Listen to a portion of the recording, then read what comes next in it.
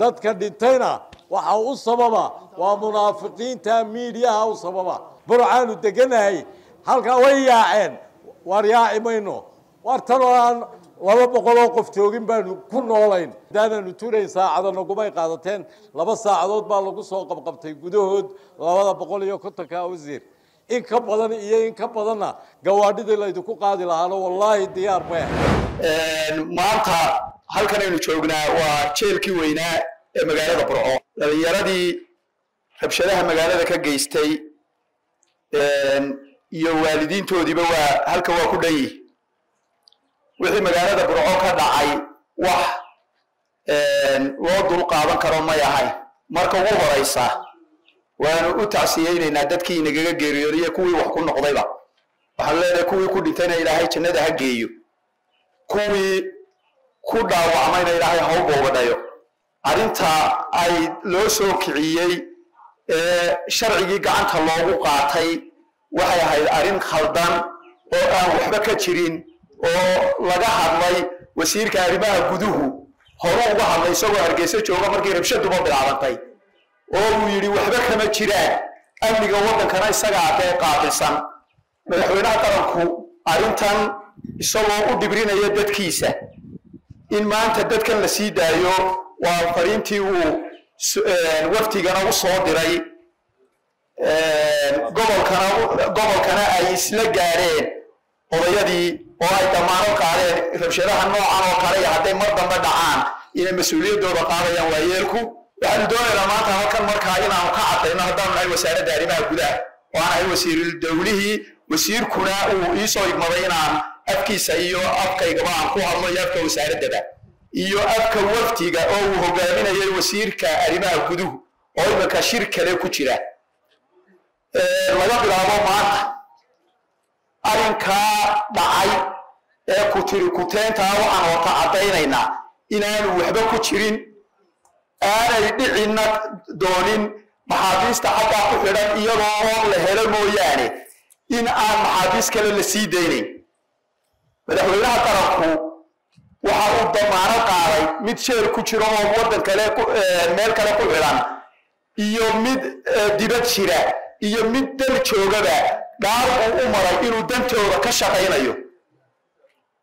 waxay la tahay dadka rabshadaha kiciyay inaanay Faysal iyo ragga kale inaga xidhanba aanay u danaynay inay doonayaan inaan la soo dayn wixii ka soo shaqeeyay arintani waa dad doonaya maxaabiista halka ku xidhan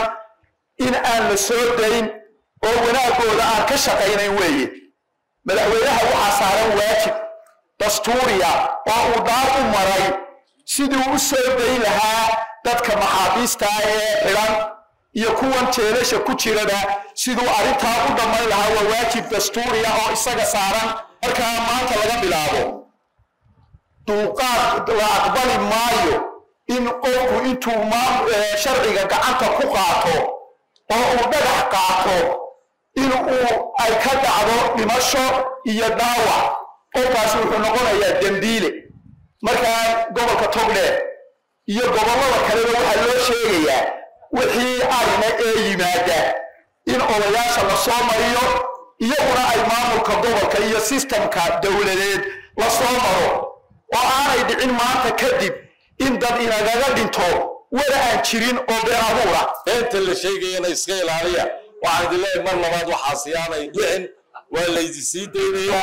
waa la idin turayaa waa la iswada garanaynaa waxaan idin sheegaya annaga idinka jecel ila bootaan iyo maxaabiisteeda annaga idinka jecel iyo inay yimaadaan si kasta oo lagu soo celin karayna waxa waajib ku ah xukuumadda inay la soo daayo cid wal oo waddo oo loo marayana hase yeeshee waxaan idinka codsanayaa marka war beena maqashaan inaan loo timaadaan oo warkaasi naga xaqiijisaan inuu jirayo in kale waxa gubaysa waa antidiini waxa gubaysa waa wadada caruurtiinu isku soo wadaysay maanta ma aafsanayno mala qabanayno mala samaynayno amarka dawladda iyadoo qaadanayna anagoo tulayna wax badan u dul qaadanayna waynu isqarsanayna yaa loo noqonin annagu biliis baanulay biliisku waajibaad buu leeyahay waajibaadka biliisku uu leeyahay waxa weeye cad kastoo isku dayda amniga inay khalkhal geliso ama khalkhal gelisaa inay wax ka qabato waxaa dhacayay dib u dhac ciidanka booliisku isagoo u damqanaya shacabkiisa ilaalinaya sharafta iyo karaamada dowladnimada wuxuu talagelay inuu wax badan xakameeyo iyadoo aan booliiska loo turaynin ayuu haddana wax xakameynayay waxaa leeyahay waxaa dhacayay dib u dhac haddii ay soo noqoto annagu waa u dowladaynaynaa waxay dhacayaana dib u dhici buraayo burco horumar baa laga eegayaa burco waxqabad baa laga eegayaa